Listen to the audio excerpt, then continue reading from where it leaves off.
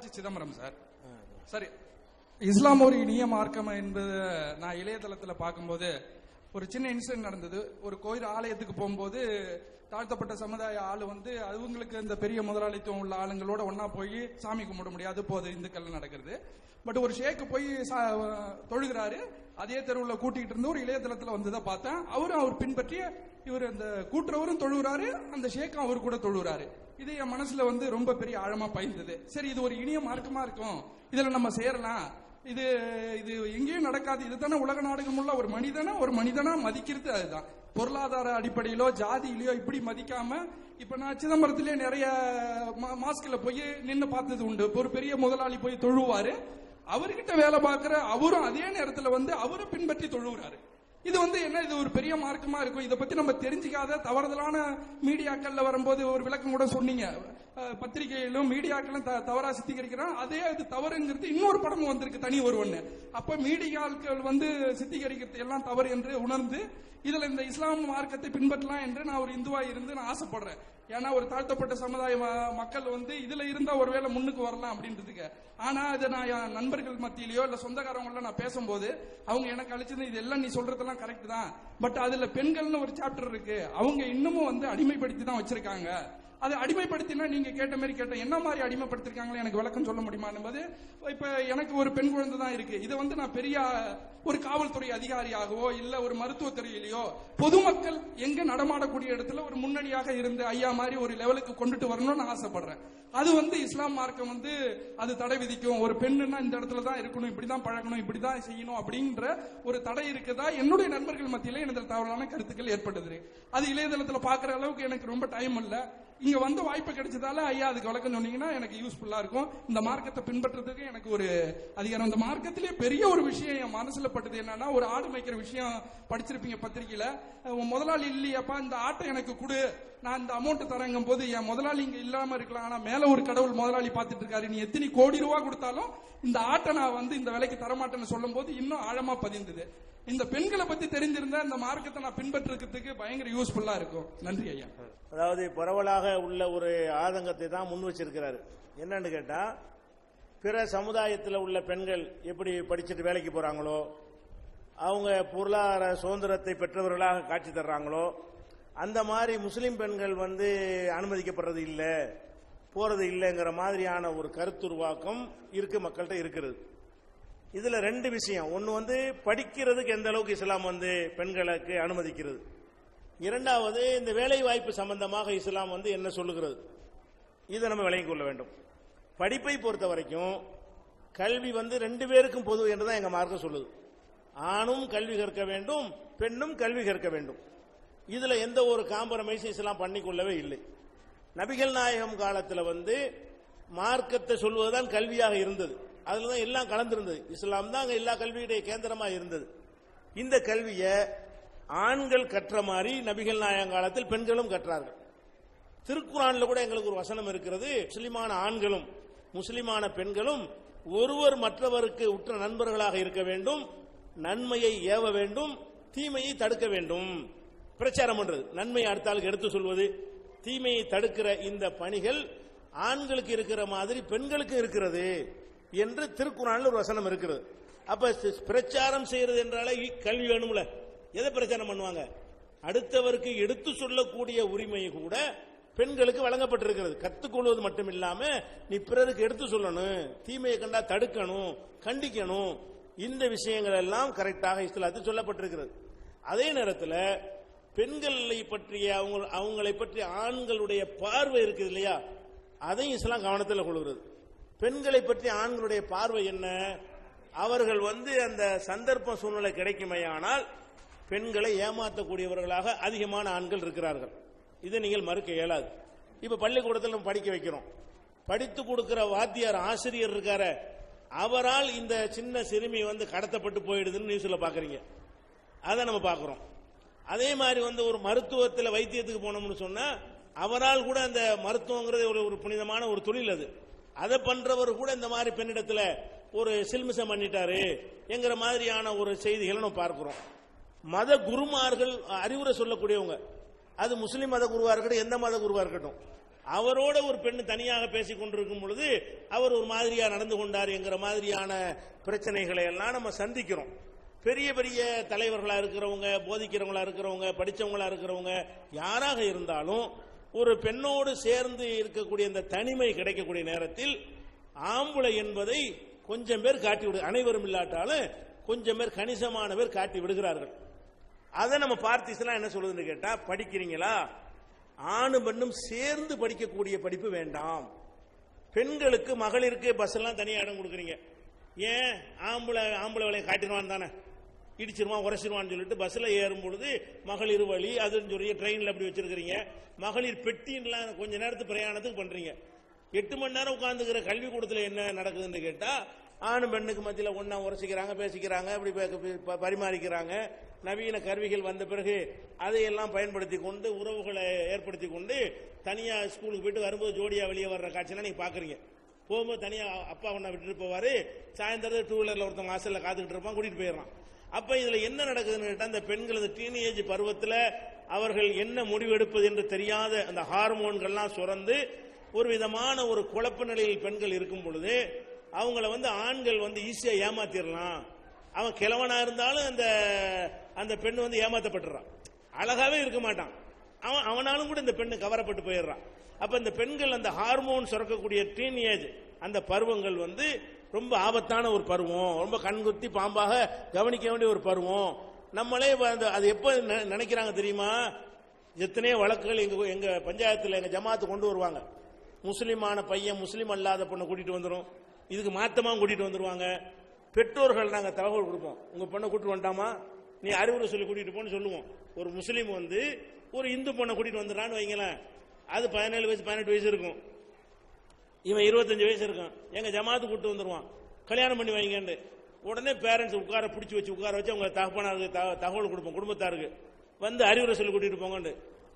தகப்பனார் காலில் விழுவார், மாட்டேன், காலை பிடிக்கிறேன் வந்துருமா, இவனோட தான் போவேன். இப்ப என்ன எதுக்கு நான் சொல்றேன்னு கேட்டா, இந்த மாதிரியான அளவுக்கு அந்த வயசு ஒரு முடிவெடுக்க வைக்கிறது. தகப்பன தெரியல, இவன் யாரு, இவன் ஒழுக்கம் என்ன, இவனுடைய வருமானம் என்ன, இவன் ஃபேமிலி பேக்ரவுண்ட் என்ன, இவள மாதிரி எத்தனை பேரை வச்சுக்கிட்டு இருக்கிறான், எதையுமே கவனிக்க மாட்டேங்குதுவோ.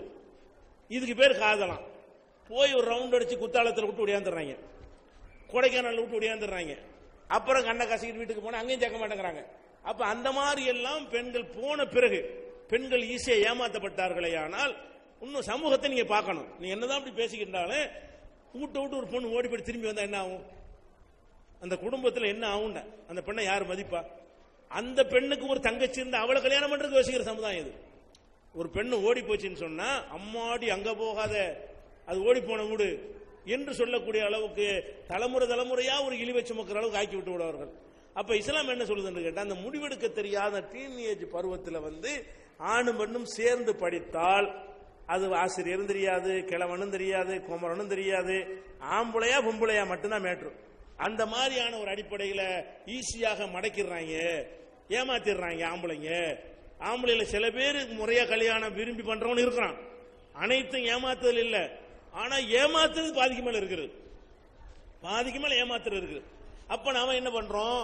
ஒரு குடும்பத்தாரெல்லாம் உட்கார்ந்து முறையா கல்யாணம் பண்ணி கொடுக்கும் பொழுது அவன் ஆசை 60 நாள், மோகம் 30 நாள்ங்கிறாங்க. 30 நாள் ஆனவன் 60 நாள் ஓடி போகத்தான் பார்ப்பான். ஆம்பளை என்ன செய்வான்? ஒருத்தி கூட்டிட்டு போயிருவானா, 60 நாள் கசந்துரும், எப்படியாவது ஓடி போகத்தான் பார்ப்பான். ஆனா சமூகம்லாம் சேர்ந்து கல்யாணம் பண்ணி வச்சா பின்னி எடுத்துருவாங்கன்னு பயம் இருக்கும். கல்யாணம் பண்ணிட்டு விட்டுட்டு வேற பொண்ணு தான் சொன்னா என்ன செய்வாங்க? அடி பிச்சிருவாங்கல்ல, ஜமாத்து பஞ்சாயத்துலாம் இருக்குமா இல்லையா, அதுக்கு பயப்படுவாங்க.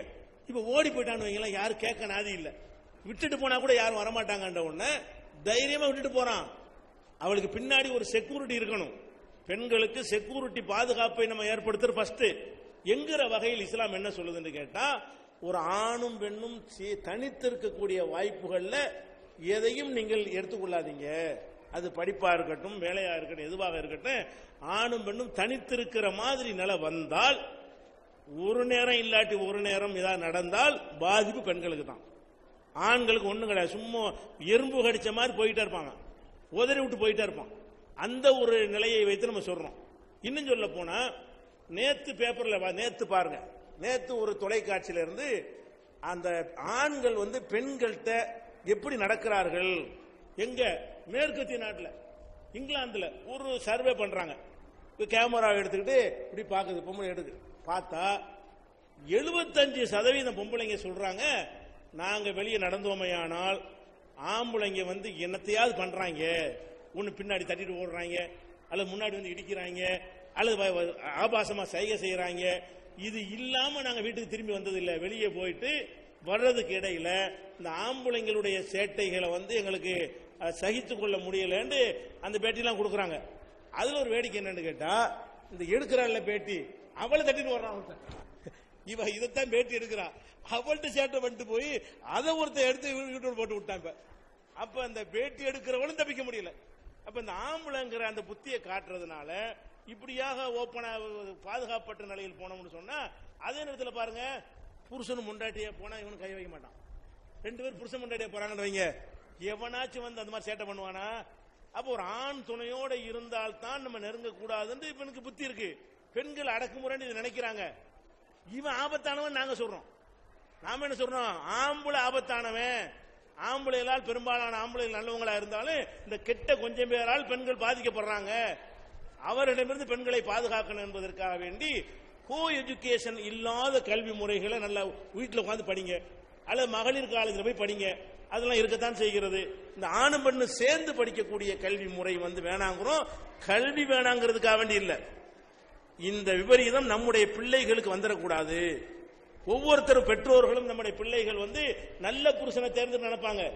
இந்த வயசு அதை தேர்ந்தெடுக்கிற அறிவு அது கிடையாது. நான் சொல்லுவேன், 17 வயசு 18 வயசு பொண்ணுக்கு என்ன தெரியும்? ஒன்னும் தெரியாது. அதனால 65 வயசுக்காரனோட ஓட முடியாது. 65 வயசுக்காரனோட எத்தனை வருஷம் வாழ முடியும்? இவன் அதுக்கப்புறம் என்ன ஆகும்? 2 வருஷம் மூத்தா போய் செத்து போயிருவான. அதை கூட சிந்திக்காம ஒரு இளம் பெண்ணு 65 வயசு கிழவனோட ஓடி போச்சு. ஏன் ஓடுது தெரியல. நம்மளாம் பார்ப்போம், அரை மாசம் வித்தியாசம் இருந்தா கூட பார்ப்போம், வயசு டிஃபரன்ஸ் சரியில்லை. 2 வருஷம் வித்தியாசம் இருந்தா பாக்குறோம். அதெல்லாம் பார்க்க தோணாது. அந்த ஏஜ் அப்படி வயசு இருக்கு என்பதை வந்து விஞ்ஞானிகளும் இன்னைக்கு ஆய்வு செஞ்சு சொல்றாங்க. அந்த டீனேஜ் பருவம் ஆபத்தான ஒரு பருவம். இந்த அடிப்படையில் இதை ஒரு கண்ட்ரோல் பண்றது உண்மை. படிங்க, வீட்டில் கொஞ்சம் கரஸ்பாண்டில் படிங்க, இல்லை மகளிர்ல போய் படிங்க.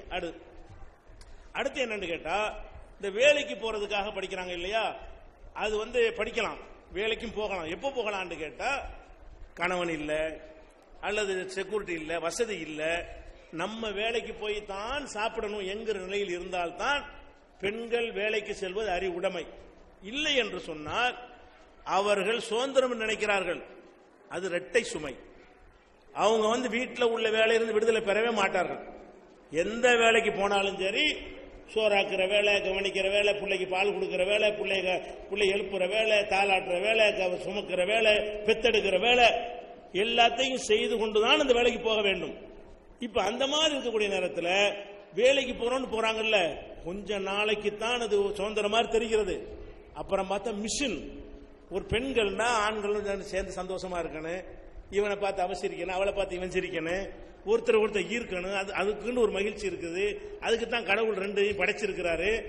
ஆணிடமிருந்து பெண் இன்பம் அடையவும், பெண்ணிடமிருந்து ஆண் இன்பம் அடையவும் படைச்சிருக்கிறாரு. அதையெல்லாம் எப்ப அடைய முடியும்? இந்த எந்திரமா இருந்து அடைய முடியாது. போயிட்டு வேலைக்கு போயிட்டு அங்க டென்ஷன் ஆயிட்டு வந்து இங்க இறங்கி போட்டு படுத்துங்க படுக்க அவ்வளவுதான். இல்லறமும் கிடையாது, ஒன்னும் வாழ்க்கையும் கிடையாது. அவனும் போயிட்டு இவனும் போயிட்டு வந்தா என்ன ஆகும்? அப்படிங்கிற விஷயத்தை பார்க்கும் பொழுது ஆம்பளை வேலைக்கு போனா வெளி வேலை மட்டும் பார்க்கறான், பொம்பளை வேலைக்கு போனா வீட்டு வேலையும் பார்த்துக்கிட்டு அதையும் பார்க்க. 2 சுமை. அது அவங்க நன்மை நினைக்கிறார்கள். வீட்டுக்கு வேலைக்கு செல்ற பெண்களை எல்லாம் கூப்பிட்டு வச்சு சென்னை கமிஷனர், போலீஸ் கமிஷனர் வந்து உங்களுக்கு என்னமா செய்யணும், உங்களுக்கு என்னமா பிரச்சனைன்னு கேட்கிறாரு.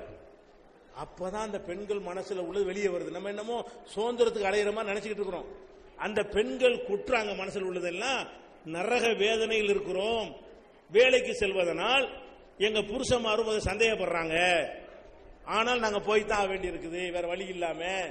வேலைக்கு போவதனால் மேலதிகாரிகள் எங்கள்கிட்ட வலிகிறாங்க, எதுத்தா வேலை போயிரும், நாங்க குலைய வேண்டிய நிலைக்கு நாங்க தள்ளப்படுறோம், இல்லன்னா எங்களை வேலையை விட்டு நீக்கிடுவாங்க, தொந்தரவு பண்ணுவாங்க. சில பெண்கள் வேலைக்கு போனா பஸ்ல ஏற முடியல, இறங்க முடியல, இடி மன்னர்களை அந்த வார்த்தை அவங்க சொல்றாங்க, இடி மன்னர்கள்ட்ட தப்பிக்க முடியவில்லை. இந்த கொடுமையை நாங்கள் அனுபவிக்கிறோம். இது போக மாமியார்ல இருந்து அத்தனை பேர் எங்களை குத்தி குத்தி பேசுகிறார்கள். இதெல்லாம் ஒரு பக்கம் நடந்து கொண்டே இருக்கிறது. அப்ப இந்த வேலைக்கு போறோம் என்கிற பெயர்ல ஒரு குழந்தையை சுமக்குதல் என்பதை ஒரு ஆம்பளைக்கு செய்ய முடியாது. சரி, குழந்தையை சுமக்குதல் கேவலமான வேலையா? குழந்தையை வளர்க்கறத கொண்டு வேலைக்கு போறோன்னு விட்டுட்டு போயிட்டு குழந்தை பால் கொடுக்குற நேரத்தில் பால் கேட்டா யார் கொடுப்பா? இன்னும் மேலை நாடுகளில் ஹிப்பிகள் உண்டானதுக்கு என்ன காரணம்? கல்யாணத்தை பண்ணிடுறது, கல்யாணம் வேலைக்கு போறேன்னு போயிடுறது, பிள்ளைய பெற்றுட்டு கொண்டு அதுக்குன்னு ஒரு காப்பகம் இருக்கு, விட்டுட்டு போயிட வேண்டியது, ராத்திரிக்கு வர வேண்டியது. பிள்ளைய என்ன பாசம் இருக்கு? பிள்ளைய கட்டி அணைச்சி கொஞ்சிறதுல ஏற்படக்கூடிய அந்த இன்பங்கள்லாம் இல்லாத காரணத்தினால அவன் அப்படியே விரக்தியா வளர்ந்து ஹிப்பி மாதிரி ஆயிடுறான். இஷ்டப்படி வாழலாங்கிற மாதிரி தன்னை ஹரே ராம ஹரே கிருஷ்ணா ஒரு இயக்கமே உண்டாக்குனாங்க அமெரிக்காவில். அதெல்லாம் யாருன்னு பாத்தீங்கன்னா தாய் அரவணைப்பு இல்லாதவர். நம்ம பெத்த பிள்ளைய வளர்க்கிறது ஒரு கேவலமான வேலையா? வீட்டில் உள்ள ஒரு நிர்வாகத்தை பண்ணுவது கேவலமா? வீட்டோட அடங்குறேன்னு பாக்குறீங்க. ஒரு உள்துறை வெளியுறவுத்துறைன்னு இருக்கத்தானே செய்யுது அரசாங்கத்தில். உள்துறைங்கிறது ஒரு துறை தானே, அது ஒரு நிர்வாகம் தானே, அது ஒரு வகையான ஒரு திறமை தானே. அது அந்த மாதிரி பண்ணிக்கொள்ள வேண்டும். இது போனீங்கன்னா உங்களுக்கு சிரமம் என்பதை இன்னும் சொல்ல போனா சில குடும்பத்தில் படிச்ச வேலைக்கு போற பெண்கள் தான் வேணும்னு சொல்லுவாங்க. சொல்லி கல்யாணம் பண்ணும். எதுக்காக வேண்டி? 2 சம்பாத்தியத்தையும் வாங்கிக்கிறதுக்காக வேண்டிதான். எதுக்காக வேண்டிய சொல்றான்? கல்யாணத்துக்கு முன்னாடி அந்த நிபந்தனை போடுறான், அவளும் சம்பாத்திக்கொண்டா மாமியாட்ட கவரை கொடுத்துருவா. அதுல பஞ்சாயத்து வருதுன்னு வைங்க, அப்பதான் பிரச்சனை ஆகும். கவரை தரமாட்டேன்னு அவ்வளவு கதை முடிஞ்சு போச்சு, டைவர்ஸ்ல கொண்டே முடியும். அப்ப இது பணத்துக்காக வேண்டி பெண்களை மாடாக உழைக்க செய்து சம்பாதிக்கிறதுக்காக வேண்டி இதை செய்கிறார்கள். அப்ப நான் இப்படி சொல்றேன் வைங்களேன், பெண்கள் வேலைக்கு பெண்கள் போகட்டும், வீட்டுல உள்ள வேலையை ஆம்பளை செய்யட்டும், ஒத்துக்குருவானா? சரி, வீட்டுல உள்ள வேலையும் செஞ்சுக்கிட்டு நீ வேலைக்கு மட்டும் ஆம்பளை எடுத்து ஒத்துக்குருவானா? ஒரு ஆம்பளை சொல்றோம், நீ வேலைக்கு நீ தான் போகணும், என்னை விட நீ பலமான ஆளா இருக்கிற, அதனால நீ தான் சோறாக்கணும், நீ தான் பாத்திரம் கழுவணும், வீடெல்லாம் கழுவணும். நான் பலவீனமான ஒரு ஆளு, நான் அங்க போய் வேலை பார்த்துட்டு வர்றேன். நீ பலமான ஒரு ஆளு, நீ அரசாங்க வேலையும் பார்த்துக்க, வீட்டை கழுவுறது, பெருக்கிறது, முழுவுறது, சுத்தம் பண்றது, சமைக்கிறது, பாத்திரம் எல்லாம் நீ செய். இப்படின்னா அது சுமையா சுதந்திரமா உங்களுக்கு? ஒரு ஆம்பளைட்ட இப்படி சொன்னால் அந்த ஆம்பளை அது சுமையா நினைப்பான். 2 வேலை, நமக்கு 2 பொறுப்பு அப்படிம்பானா? என்னடி நினைச்சுக்கிட்டு கேட்பானா? அப்ப உனக்கு சிரமமா இருக்கிற பொம்பளைக்கு இல்லாசா இருக்குமா? உனக்கு சிரமம்ங்கிற அதையும் பார்த்து இதையும் பார்க்க இல்லாதுங்கிற. அப்ப அந்த மாதிரியா சிந்திச்சு பார்க்கும் பொழுது நம்ம ஒரு ஜெனரேஷன் உண்டாக்கணுங்க. நம்ம இறந்து போயிரும் கொஞ்ச நாள்ல. நமக்கு பிறகு நம்முடைய பிள்ளைகள் நாட்டுக்கு பயன்படக்கூடிய நன்மக்களாக உருவாக்குறங்கிற சின்ன ஒரு விஷயமா? அந்த குழந்தைகளை நல்லபடியா வளருங்க. தேவைப்படுதா உழைச்சுதான் ஆகணுமா? பொருளாதார அவசியம் தான், வேற வழியே இல்லையா? அப்ப போனா நிர்பந்தத்தில் வந்துடும். இது ஒரு விஷயங்க. இது போக இன்னும் சில விஷயங்கள் இருக்கிறது. இந்த பெண்கள் வேலைக்கு போறாங்க இல்லையா? வேலைக்கு போனா நான் சொல்ற மாதிரி பாதிக்கப்படுற பெண்கள் இருக்கிறாங்க.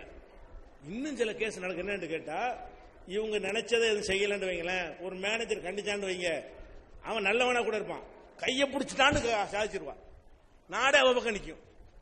அவன் கண்டிச்சிருப்பான், லேட்டா வருது, கண்டிக்க முடியாதுங்க. வேலைக்கு சேர்த்து பெண்களை கண்டித்தால் மேனேஜர் மேல பாலியல் புகார், கையை பிடிச்சி இழுக்கிறான், தனியா வரியான்னு கூப்பிடுறான். அதுல முக்காவாசி பொய், காவாசி தான் உண்மையா இருக்கும். இந்த மாதிரி ஆண்களுக்கு எதிராக பெண்கள் கொடுக்கிற புகார்கள்ல பெண்களுடைய தவறுகளை சுட்டி காட்டும் பொழுது அவங்க பழிய போட்டு இதை ஈஸி ஆயுதம். இந்த ஒரு ஆயுதத்தை எடுத்தா எல்லாரும் அவங்க போய் சப்போர்ட் பண்ணுவாங்க. வேற வாங்கின பணம் திருப்பி தரலாண்டா அவனுக்கு சப்போர்ட்டுக்கு வரமாட்டான். கையை பிடிச்சா நான் அப்படி வந்துருவான். அப்ப ஒரு பொம்பளைக்கு இது ஒரு சப்போர்ட்டுக்கு 50 பேரும் ஆண் வர்க்கமே நிற்பாங்களா? இதை கருவியா போலீஸ் வரைக்கும் நிற்க அவங்க சப்போர்ட்டா இருக்கும், சட்டம் சப்போர்ட்டா இருக்கும், வக்கீல் சப்போர்ட்டா இருப்பாங்க, கட்சிகள் சப்போர்ட்டா இருப்பாங்க. இந்த ஒரு ஆயுதத்தை எடுத்துக்கொண்டு எத்தனை ஆண்கள் சந்தில் நிற்கிறாங்க உங்களுக்கு தெரியுமா?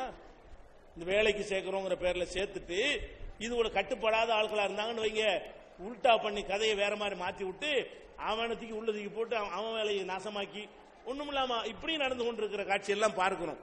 அதனாலதான் என்ன செய்யுதுன்னா, இஸ்லாம் என்ன சொல்லுதுன்னா, ஆண்கள் சம்பாதிக்கட்டும். இது அடக்குமுறை கிடையாது, வீட்டில் இருக்கிறது அடக்குமுறை கிடையாது, வீட்டு நிர்வாகம். வீட்டு நிர்வாகத்துக்காக வெளியே போங்க, ஜாமாங்க போங்க, வாங்கிட்டு வாங்க. அது ஒரு வரவு செலவு பார்க்கிற துறை தானங்க. அது பணத்தை உங்க கையில் இருக்கிறது, எவ்வளவு சமைக்கலாம், எவ்வளவு மிச்சப்படுத்தலாம், அதை கொண்டு என்ன வாங்கலாம், நம்ம பிள்ளை எப்படி வளர்க்கலாம், என்ன மாதிரி எஜுகேட் பண்ணலாம், இதெல்லாம் ஒரு சின்ன விஷயமா உங்களுக்கு தெரிகிறதா? இது ஆம்பளை செய்ய முடிஞ்சா கூட அவன் செய்ய விட்டு போயிடலாம். இது ஆம்பளை செய்ய இயலாது. அவன் எப்படி பால் கொடுப்பான், அவன் எப்படி கொஞ்சுவான், இயல்பா 2 அடி மண்டல் தட்டி விடுவான். ஒரு தடவை அழுதா சும்மா இருப்பான், 2வது அழுத ஓங்கி அரைஞ்சு சாவடிச்சிருப்பான். அப்ப இவனுடைய தன்மைக்கு சரியா வருமா? அது அதெல்லாம் கருத்துல கொண்டு இஸ்லாம் வந்து இந்த மாதிரி சில கட்டுப்பாடுகளை சொல்லுது. ஆண்கள் தான் பெண்களுக்கு செலவழிக்க, ஒரு வார்த்தை தான், பெண்களுக்கு ஆண்கள் தான் செலவழிக்க வேண்டும் இஸ்லாமிய சட்டம். அப்ப பெண்ணுடைய எந்த ஒரு செலவுக்கும் பெண்ணு பொறுப்பாளி இல்லை. கோடீஸ்வரியா இருந்தாலும் அனைத்து உணவு, உடை, இருப்பிடம் எல்லாம் ஆம்பளை தான் கொடுக்க வேண்டும் என்று சட்டம் போட்டிருக்கிற காரணத்தினால உங்களுக்கு பொருளாதாரத்திற்கு அதுல குறை வைத்தானே ஆனால் ஒரு இஸ்லாமிய அரசு இருந்தால் சட்டப்படி கிளைம் பண்ண முடியும். புருஷன் தரலன்னு சொன்னா கொடுத்தாகணும்னு அது மாதிரி செய்ய முடியும். அப்படி இல்லாத எமர்ஜென்சி வருதா, தேவை வருதா, அப்ப போற தடை இல்லை, போறது பிரச்சனை கிடையாது. எது நல்லது, உங்க நன்மைக்கு எது நல்லது? ஒரு மனுஷனுக்கு நன்மை எது? அவன் பிள்ளைகளை விட நன்மை எதுன்னு நான் கேட்கிறேன். நீங்க வெளியே போறது நன்மையா, உங்கள் ஜெனரேஷன் நல்லபடியா வரணும் என்பது உங்க 2 பேருக்கு நன்மையா? அந்த அதுக்கு செய்ய எந்த காரியம் செஞ்சா அது பொருத்தமா இருக்கும், யார் எந்த வேலையை செஞ்சா நல்லா இருக்கும். காப்பகத்தில் விட்டுட்டு போனா அது பிள்ளை உங்களுக்கு அம்மான்னு தெரியுமா, அந்த பாசம் இருக்குமா? அப்புறம் வந்து நீ காப்பகத்தில் விட்டா அவன் முதியோர் காப்பகத்தில் விடுற மாதிரி வளர்ந்துருவான். அவன் பெரிய ஆளா என்ன செய்வான், உன்னைய கொண்டே காப்பகத்தில் விட்டுருவான். நீ கொஞ்சி இருந்து மகிழ்ந்து இருந்து தூக்கி வளர்த்திருந்தா நம்ம அம்மாவை தூக்கணும் அவன் நினைப்பான். நீ வந்து குழந்தை காப்பகத்தில் விட்டு நீ போயிட்டு அப்புறமேலுக்கிட்ட அவன் பெரிய ஆளா போன பிறகு என்ன செய்யற, என் பிள்ளை என்ன விட்டு போயிட்டான் அப்படிதான் போவான். நீ உன் தேவைக்கு நீ விட்டுட்டு போன மாதிரி அவன் தேவைக்கு உன்னை விட்டு போதான் செய்வான். அப்ப இதையெல்லாம் கருத்துல கொண்டு இஸ்லாம் என்ன சொல்லுதுன்னு கேட்டா, இது அடிமைத்தனம்லாம் கிடையாதுங்க. இப்ப பெண்கள் எங்க மார்க்கத்துல முஸ்லிம் பெண்கள்லாம் என்ன சொத்து பத்து இல்லாம இருக்காங்கிறீங்களா? அவ்வளவு சொத்துக்களையும் பொண்டாட்டி பேர்ல எழுதி வைக்கிறான். வாங்குற வீடு, வாச, சொத்து, சுகம் சம்பாதிச்சால் நீங்கள் வாங்குவதை விட அதிகமாக பெண்கள் இன்னும் சொல்ல போனால் இந்த நாகூர் மாதிரி சில ஊர்களில் ஆம்பளை பேர்ல சொத்தே இருக்காது. காயல்பட்டினம் மாதிரி ஊருக்கு போனீங்கன்னா சொத்துலாம் யார் பேர்ல இருக்கு? எல்லாம் பொம்பளை பிள்ளைக்கு தான். ஆம்பளைக்கு சொத்தே கிடையாது காயல்பட்டத்தில். வேற என்ன சுதந்திரம் வேணுங்கிறீங்க? நாகூர்ல பொம்பளைக்கு தான் அம்புடு சொத்தும். எப்ப தெரியும்னா ஒரு கேஸ்ல பசங்க மாட்டிக்கிட்டாங்க, ஜாமீன் கொடுக்க ஆள் தேடினா சொத்து உள்ள வேணும்ட்டாங்க. தேடணும்னா இல்லையான்ட்டு என்ன அப்படி பேர் பிச்சைக்கார பேர் விளையாடா இல்லங்க, பொம்பளை பேர்லாம் எல்லாம் சொத்து இருக்கு, எங்க ஊர்ல கிடையாது. வெளியூர்ல இருந்து ஆளுகளை கூட்டு வந்தோம். அப்ப அம்புடு சொத்துக்களையும் 2 ஆம்பளை பிள்ளை 2 பொம்பளை பிள்ளை இருந்தா அப்பங்காரன் பொம்பளை பிள்ளைக்கு அப்படியே கொடுத்து போறான். சட்டம் முடிச்சு அப்படி சட்டம் இல்ல. அந்த மாதிரி எல்லாம் எந்த குறை, நகை நட்டுன்னு போடுவதில் குறையா? வேலைக்கு போவர்களுடைய அணிகிற நகைகளை விட வேலைக்கு போகாத முஸ்லிம் பெண்கள் அதிகமா அணிகிறாங்களே, அதுக்கு என்ன காரணம்? இன்னும் சொல்வதாக இருந்தால் எங்க மத நம்பிக்கை பிரகாரம் மறைமுகமான அருள் ஒன்று இருக்குங்க. மறைமுகமான ஒரு அருள், நீங்களே அந்த அருளை அனுபவித்து பார்க்கலாம். என்ன அருள்னு கேட்டா, ஒரு முஸ்லிம் அல்லாத சமுதாயத்தில் வந்து தகப்பனார் வேலைக்கு போவார், தாயாரு களை எடுக்க போவோம், தங்கச்சி சித்தால் வேலைக்கு போவோம், இவன் வேலைக்கு போவான். 8 பேர் 9 பேர் வேலை பார்ப்பாங்க. வேலை பார்த்து 8 பேர் 9 பேர் சம்பாரிச்சு இந்த காலத்தில் 200-300 ரூபாய் சம்பளம் ஒரு ஆளுக்கு. அப்ப 200 ரூபாய் கணக்கு வச்சு பார்த்தாலும் 1600 ரூபாய் ஆச்சு. அப்ப 48,000 ரூபாய் ஒரு மாசத்துக்கு சம்பாதிக்கிறாங்க. அப்ப அந்த குடும்பம் 48,000 ரூபாய் வருமானம் வந்த அந்த குடும்பத்தை பாத்தீங்கன்னா குடிசையில் இருப்பாங்க. இதுல ஒரே ஒரு ஆம்பளை வெளிநாட்டுக்கு போயிருப்பான், அக்கா ஒண்ணு, தங்கச்சி ஒண்ணு, அம்மா ஒண்ணு, வீட்டுல உட்காந்து தின்னுட்டு இருக்கும். அவனை பாத்தீங்கன்னா அரண்மனை கட்டுறான், ஊர்த்தம் சம்பாதிக்கிறான். அப்ப இறைவன் மறைமுகமான ஒரு அருள் கொடுக்கறானா இல்லையா? அவ்வளவு பேரும் சேர்ந்து பாடுபடும் போது கிடைக்காத ஒரு அருள் ஒரு ஆம்பளை சம்பாதிக்கிறான். இவ்வளவு அடிக்கிட்டு இருக்காங்க பெண்கள். இப்ப முஸ்லிம் பெண்களை பாத்தீங்கன்னா நகை வளையல் உழவு இருக்கும். என்னடா இது, எத்தனை பேர் சம்பாதிக்கிறான்? அது சம்பாதிக்கல, அது அம்மா சம்பாதிக்கல, அது அக்கா சம்பாதிக்கல, அது தங்கச்சி சம்பாதிக்கல, அது புருஷங்காரனும் அண்ணங்காரனும் சம்பாதிக்கிறான். ஒத்தன் சம்பாதிக்கிறான், 50 பேருக்கு அழகு பார்க்கிறானே. அப்ப கடவுள் வந்து நினையாபுரத்தில் இந்த கொள்கைக்காக வேண்டி ஒரு அருள் புரிகிறான்னு விளங்குதா இல்லையா? லாஜிக் படி இருக்கக்கூடாது. லாஜிக் படி 9 பேர் வேலை செஞ்சவங்க நல்லா இருக்கணும். ஒத்த வேலை செய்யற குடும்பம் சந்தில நிக்கணும். ஒருத்த வேலை செய்யற குடும்பம் சந்தில நிக்கணும். 9 பேர் வேலை செய்யற குடும்பம் மேல போய் கொண்டிருக்கணும். மாத்தி இருக்குது. அப்ப இறைவன் ஒருத்தன் இருந்து இந்த அருளை செய்கிறான். இது நாங்க இப்படி இது லாஜிக் இல்லைன்னு நினைக்க கூடாது, யதார்த்தம் அதுதான். இப்ப நம்ம ஆடு மாடு எல்லாம் இருக்குன்னு பாருங்களேன். சிங்கம் புலி இருக்கு. சிங்கத்தை யார் நெருங்க முடியுமா? அழிக்க முடியுமா? புலியை கொல்ல முடியுமா? யார் அறுத்தர் சாப்பிடுறாங்களா? எண்ணிக்கை குறைஞ்சிக்கிட்டே வருது. ஆடு அறுத்தர் திங்கிறாங்க, அது வளர்ந்துட்டு எங்க பார்த்தாலும் ஆடா இருக்கு. ஆடுகள் வந்து லட்சக்கணக்கில் கொல்லப்பட்டாலும் அது செத்து இருக்கணும், அழிஞ்சு இருக்கணும், ஆனால் வளர்கிறது. புலியை யாரும் நெருங்கவும் முடியாது, அது பல்கி பெருகி இருக்கணும். காணாம் நாட்டில் புலி எத்தனை எண்ணிக்கிட்டு இருக்கிறானுவோ. அப்ப அந்த அளவுக்கு இருக்குன்னா இதுதான் மறைமுகமான அருள்ங்கிறது. புலிகள் அழிந்து ஆடுகள் பெருகுத, இவ்வளவு ஆடுகள் சாப்பிட்ட பிறகும் பெருகிறது. புலியை எவனும் சாப்பிடுவதில்லை, எந்த விலங்கும் அதனோட சண்டை போட்டு ஜெயிப்பதில்லை. அப்படி இருந்தும் புலிகளுடைய எண்ணிக்கை குறைகிறது என்று சொன்னால் கடவுள் ஒரு கணக்கு போடுறான்னு நாங்க நம்புகிறோம். அந்த மாதிரியான இறை அருள்ல இது ஒரு அருள். ஒரு ஆம்பளை சம்பாரிச்சு பாருங்க, அந்த குடும்பம் வந்து மேல மேல போய்கிட்டே இருக்கும். எல்லாம் கூட்டா சம்பாரிச்சு பாருங்க, பெண்களுக்கு எக்ஸ்ட்ரா சுமையை கொடுத்தால் அதுல இறைவன் வந்து அருள் செய்வதில்லை என்று நாங்க ஆன்மீக ரீதியா நம்புகிறோம். அதை நாங்க அனுபவித்து பார்க்கிறோம். இந்த காரணத்து இந்த கட்டுப்பாடுகள் தான் இருக்கு, வேற ஒண்ணும் இல்லை.